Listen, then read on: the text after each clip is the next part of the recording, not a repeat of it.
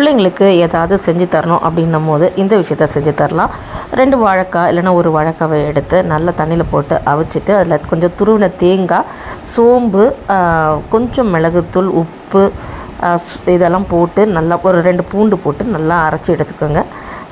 கொஞ்சம் திக்காகவே இருக்கட்டும். அதோட கடலை மாவு இல்லைன்னா ஏதாவது அரிசி மாவு ஏதாவது ஒன்று போட்டு இல்லைன்னா உடச்ச கடலை மாவு ஏதாவது ஒன்று போட்டு நல்லா பிசைஞ்சு உருட்டி அதை தண்ணியில் சூடு பண்ண எண்ணெயில் போட்டு பொரித்து எடுத்திங்கன்னா சூப்பரான அருமையான வாழைக்காய் கோலா உருண்டை சும்மா செம்ம டேஸ்ட்டாக இருந்தது. நான் பிரபஞ்சனிக்காக கொஞ்சம் சக்கரவள்ளி கிழங்கும் அதில் கலந்துட்டு ஒரு சின்ன மைல்டாக ஒரு ஸ்வீட்டு டேஸ்ட் கொடுத்துச்சு.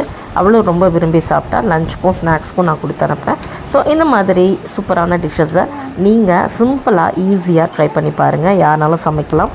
ரொம்பவே ஈஸியாக இருந்தது. இந்த மாதிரி விஷயங்களை தொடர்ந்து பாருங்கள். லைக் பண்ணுங்கள், ஷேர் பண்ணுங்கள், கமெண்ட் பண்ணுங்கள், சப்ஸ்கிரைப் பண்ணுங்கள்.